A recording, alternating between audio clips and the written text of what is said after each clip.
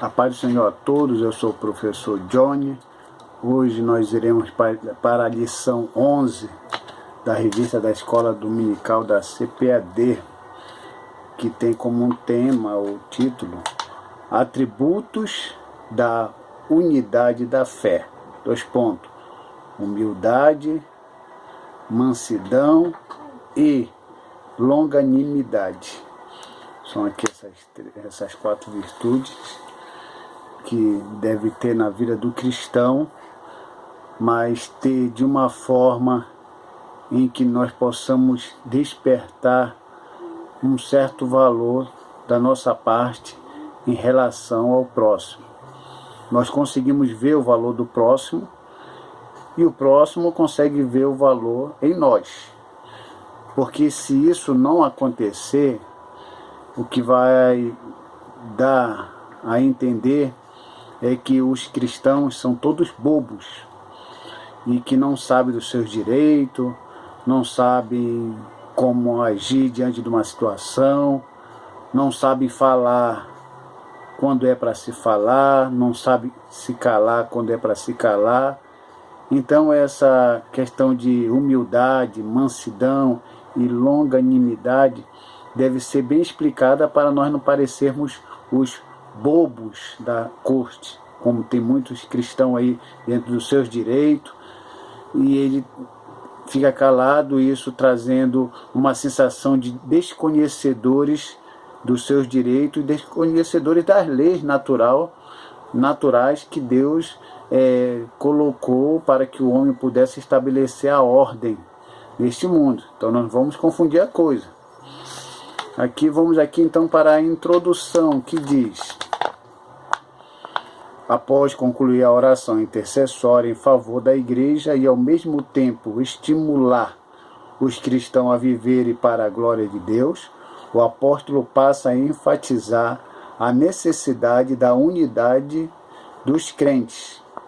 Assim, nesta lição, estudaremos as virtudes fundamentais, que são humildade, mansidão, longanimidade, que levam a igreja a viver em perfeita unidade, conforme a palavra de Deus. A primeira coisa que eu quero falar a vocês aqui, que ele usa a expressão aqui, virtude. E a primeira impressão que se tem, o que vem à nossa mente, é quando se fala assim de uma pessoa virtuosa, de um homem virtuoso. O que vem à nossa mente? Como eu havia escrito alguma coisa aqui, alguém amável, dócil, capaz de renunciar e pronto para servir os outros. Uma pessoa amável, dócil, uma pessoa que não reage a nada e está disposto a se prejudicar pelos outros. E a gente usa muito essa palavra virtude para trazer esse entendimento. Mas o que é mais interessante, que quando você vai estudar um pouco de sociologia ou filosofia e traz um pouco da questão da palavra virtude dentro da sua etimologia, a gente vai entender e vai perceber, segundo o que eu havia feito esse estudo, que isso é um extremo engano. Achar que uma pessoa virtuosa é uma pessoa boba. Pelo contrário, olha o que diz aqui. A palavra virtude vem do latim vir, que designa o homem, o varão. Daí o adjetivo viril. E virtus é poder, força, capacidade. Portanto, o homem virtuoso nada tem de frágil. Ao contrário, virtude é a capacidade de ação e potência. Vocês me entenderam? Então, o homem que tem virtude não é aquele que é fraco, porque podemos ver a definição aqui, quer dizer homem forte, homem com capacidade, homem com poder. Então, um homem virtuoso não é aquele dócil, fraquinho, bobinho, que está ali simplesmente para mostrar essa virtude desse ponto de vista. É claro que nós cristãos queremos chegar ao máximo possível no que Jesus foi. Essa é a nossa vontade. Eu não falo nem nossa vontade, porque é o nosso desejo, porque o nosso desejo sempre é uma coisa que está na cabeça. Quando vai para a vontade, fracassa tudo, porque desejo é simplesmente prece e oração e coisas que estão aqui. Quando passa para a vontade, que é a ação e o querer, que é a prática, aí é o fracasso total. Porque enquanto está aqui na nossa cabeça, meu desejo é ser assim, meu desejo é fazer assim, meu desejo é pensar assim. Tudo aqui é muito fácil. Mas quando vai para a prática, aí nós podemos perceber que isso aí não corresponde. Então a virtude, como fala da humildade, mansidão e longanimidade, não pode ser entendido como coisas que vão nos rebaixar. E eu vou até mostrar alguns textos aqui depois para vocês, que isso é bem sério. O próprio Jesus nunca aceitou em relação ao outro que esse outro fosse considerado inferior e fosse maltratado, e que as condições sociais não fossem levadas em conta. Quando se tratava dele, Jesus até que relevava. Ele ficava calado e relevava. Algumas coisas ele respondia. Alguém perguntou para ele: com que autoridade você prega? E aí ele ficou bravo. Aí ele começa a botar a questão de João Batista, se o que ele fazia era de Deus ou não. Claro que aqueles homens ficaram todos enrolados. Como outras situações aconteceram, Jesus falava: vocês não estão aqui por causa da palavra, não, vocês estão aqui por causa dos milagres e por causa do pão. E os seus seguidores chegaram para ele: Jesus, essa palavra foi pesada. E Jesus falou: olha, vocês não gostaram do que eu falar, então vamos com eles também. Te ver. Então assim, a gente quer ser, na nossa natureza pecaminosa, o que é impossível ser. Quando é para falar, é para falar. Quando é para se calar, é para se calar. Então nós não seremos os cristãos bobos, porque os cristãos que nós conhecemos aqui foram à luta. E lutaram pelos seus direitos, lutaram pelo aquilo que era certo. Essa é a realidade. Então o tópico 1 fala aqui: para haver unidade é preciso humildade. Então ele vai dividir aqui as três partes aqui, no tópico 1, tópico 2 e tópico 3, como humildade, mansidão e longanimidade. Então aqui essa tópico 1 vai haver unidade, é preciso humildade. Humildade para reconhecer o outro, humildade para entender. Eu vou dizer uma coisa para você: humildade não é pobreza. Humildade não é andar com a roupa suja. Andar com a roupa suja, isso é falta de higiene. Humildade também não é falar grosso: oi irmão, eu estou aqui. Isso não é humildade, isso é garganta inflamada. Humildade também não é andar todo corcunda aqui, todo baixinho, cabeça baixa. Isso não é humildade, isso é problema de coluna. Tem cristãos que às vezes vão por esse caminho, querem ser os coitadinhos da igreja, querem ser os coitadinhos da sociedade. Todo mundo tem que olhar para ele e sentir dó. Está numa empresa, está sendo perseguido e não fala nada, fica caladinho ali e fica dizendo: Deus vai falar por mim. Não, Deus sim pode falar por você, Deus pode agir por você, mas se você sabe quais os seus direitos, sabe como falar e conversar, não se cale. Não se cale, porque isso aqui nós vamos ver que o próprio Jesus fez com que o povo agisse também de certa estratégia que não pudesse perder os seus direitos. Então aqui, humildade é uma virtude imprescindível para o fortalecimento da comunhão cristã. Espera-se que os crentes sejam humildes, não somente diante de Deus, mas também entre eles. Isso aí, humildade entre os cristãos, é uma coisa complicada, que dependendo da posição que ele vai adquirindo no tal ministério que lá existe, se é diácono, ele tem um comportamento. Foi consagrado a presbítero, se comporta de outro jeito. A evangelista de outro jeito. Pastor, de outro jeito. Se for setorial de campo, aí, se não tiver a graça de Deus, ou não tiver Deus no coração, o nariz vai lá em cima. E aí o dedo vai no rosto das pessoas como se fosse o supremo. E aí a gente pede: abaixe esse dedo, que você é igual a mim, e também somos todos filhos de Deus e vamos morar no mesmo lugar. Tem gente que não entendeu isso aí. Então, esse tipo de pessoa, acontece isso. Até Freud dizia, né, Quer conhecer o homem? Dê poder a ele. Aí você vai saber quem é ele. Infelizmente, mais pessoas não podem ter poder. Tópico 1. Modo digno de viver cristão.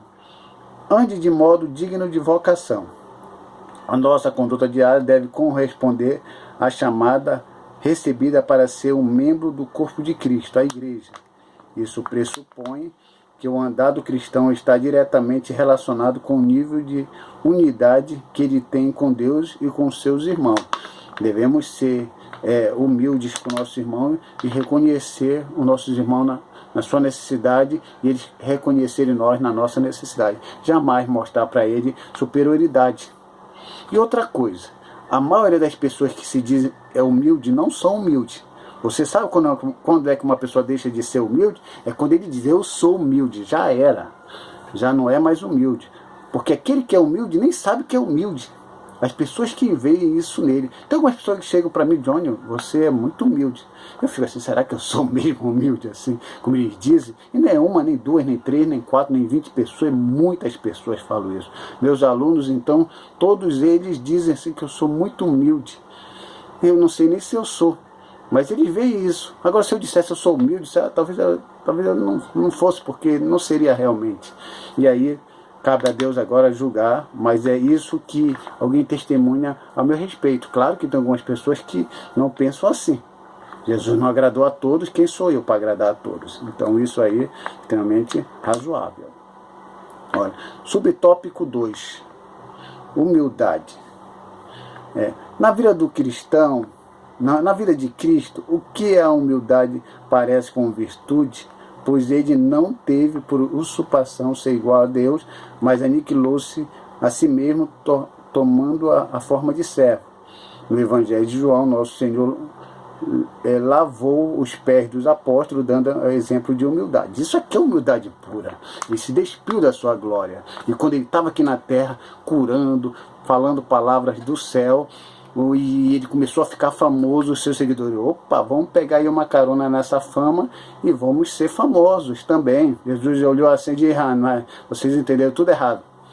Venham aqui, vou começar a lavar o pé de cada um aqui e vocês vão ter que usar a bacia e a toalha. Tem muito líder aí que precisa de uma bacia e de uma toalha para ele entender que nós somos servos do Senhor. E aí Jesus mostrou para os seus seguidores, eu não sou maior do que vocês, não sou melhor do que vocês não devem ser melhor do que ninguém, e essa fama, e esse poder, e essa posição humana aqui, extremamente temporária. Eu não chamei vocês para isso.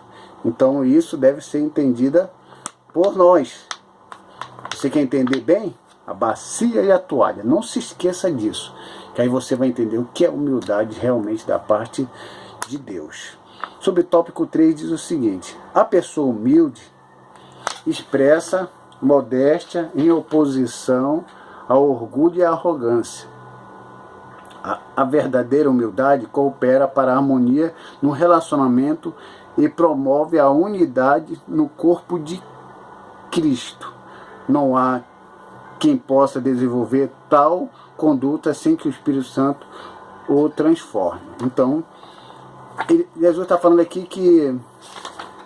que a pessoa humilde expressa modéstia em oposição ao orgulho e à arrogância, até certo limite. Eu vou ler um texto aqui para vocês e vamos ver se aqui Jesus mandou demonstrar humildade para as pessoas que queriam prejudicar certas pessoas. Então vamos ver aqui, ó. Mateus, capítulo 5, capítulo 5 e versículo, vou ler o versículo 39 e o versículo 41. Só para vocês terem uma ideia, se aqui Jesus pediu para as pessoas serem humildes, serem bobos. Olha que ele fala assim: eu, porém, vos digo, não resistais o perverso, mas qualquer que lhe ferir a face direita, volta-lhe também a outra face. Se alguém lhe ferir com a direita, volte-lhe a outra face. E aqui o 41. Se alguém te obrigar a andar 1 milha, vai com ele 2 milhas. Parece estranho. Se alguém bater direito, vira ao outro lado. Se alguém pedir para você andar 2 milhas, 1 milha, você anda 2 milhas. Você está ensinando a ser bobo? Será que é isso que está dizendo o texto? Olha, no costume judaico, é muito interessante. Jesus não está pedindo para ninguém ser bobo aqui. Jesus não está pedindo para ninguém virar o rosto para apanhar novamente. Porque bater no rosto de uma pessoa com a palma da mão significava que aquele que estava batendo com a palma da mão estava dizendo que ele estava dizendo assim, eu sou superior a você e você é inferior a mim. Então por isso que ele batia com a palma da mão aberta. Mas quando a pessoa virava ao outro lado, essa pessoa que estava sendo ferida numa face, ela estava obrigando ao patrão ou o chefe bater com as costas da mão. E bater com as costas da mão no rosto de uma pessoa significava ter a mesma posição, a mesma força. Então Jesus diz, olha, se alguém bater no seu rosto com a mão aberta, vira ao outro lado, que ele vai ter que bater com as costas da mão, indicando que você não é inferior a ele, que você é igual a ele. Então era isso que eu estava ensinando. E outra coisa, quando Jesus falou que se alguém pedisse para você andar 1 milha, andar 2, o que Jesus estava querendo ensinar com isso? Ele estava dizendo que, segundo o costume, segundo a ordem que existia lá no Império Romano, todo soldado romano ele podia obrigar um cidadão judeu a carregar os equipamentos dele 1 milha. Isso era, ele podia obrigar. Se aquele judeu andasse 2 milhas, trazia problema para o soldado, para aquele cidadão romano que estava fazendo aquele judeu carregar. Então Jesus diz, olha, se mandar você carregar 1, querendo forçar você a fazer isso contra a sua vontade, vai 2, que aí prejudica ele também, e aí ele fica também lascado também. A gente vê que Jesus não era tão bobinho como todo mundo quer colocar ele. Jesus também sabia dos direitos do cidadão. E isso é importante para nós, se nós quisermos entender o que Jesus realmente quer nos ensinar. Aqui, ó, tópico 2, para haver unidade é preciso mansidão. Tópico 1, mansidão é um fruto do Espírito. A palavra mansidão transmite o conceito de ternura, gentileza, cortesia e paciência. Sim, devemos ser mansos, mas nunca privarmos dos nossos direitos. Manso, sempre nós devemos ser na intenção que nós temos dentro de nós. Digamos, se você fala dos seus direitos à pessoa, você não tem que fazer aquilo com ódio e querendo que aquela pessoa morra. Você pode simplesmente falar de uma forma firme e continuar manso, porque é a posição que você tem diante da sociedade, diante do que Deus deu como direito a você. Mansidão não significa ficar calado e relevar certas coisas que você vê que está errada, não. Você tem que falar e continuar manso. O apóstolo Paulo disse, ó, irai-vos, mas não pequeis. Você não pode querer que aquela pessoa sofra, porque você pode não gostar da atitude da pessoa, mas da pessoa você tem que amar. Digamos, se eu me irar contra você, eu não posso me irar contra você em si, mas eu posso me irar contra a sua atitude e comportamento. Porque um cristão não pode ter raiva do outro cristão, não pode odiar outro cristão. Mas ele também pode não gostar das atitudes daquele outro cristão, que isso é extremamente normal, segundo o que se pode entender sobre isso. E aqui, o que é interessante, subtópico 2, grande exemplo de mansidão, Moisés, Jesus, Cristo. Eles foram mansos, Jesus ficou calado. E como calado ele continuou, porque ele era Jesus, ele estava calado ali porque existia a sua missão. E o tópico 3 vai falar sobre ser longânimo, ser moderado. Não se irá com coisas que realmente não valem a pena. Você precisa calcular, você precisa entender até que ponto. Ser moderado é pensar, entender aquela situação, se vale a pena você criar aquela situação, levar à frente. Que ainda que existam coisas dentro do nosso direito, a gente tem que ser moderado. A gente não pode perder a cabeça, porque muita gente, não, meu direito, e perde a cabeça e parte para porrada. Aí já foge tudo e já estraga tudo, não.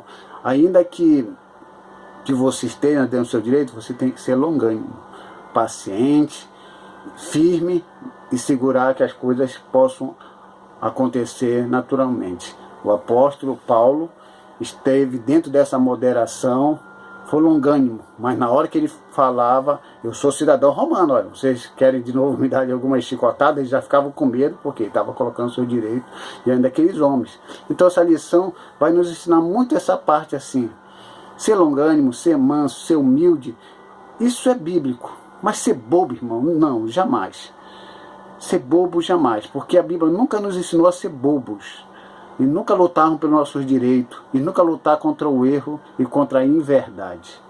A palavra do Senhor nos ensinou a sermos pacientes, longânimos, humildes, mas sempre de firme e mostrando para o povo e lá para quem está no mundo que a verdade está conosco e que nós temos um Pai que nos protege e que Ele nos dá expressão de força e firmeza. Um crente firme diante do mundo e diante das dificuldades. Eu espero que eu tenha sido claro nessa lição, pelo tempo que eu tenho aqui, e que Deus abençoe a todos em nome de Jesus. Amém.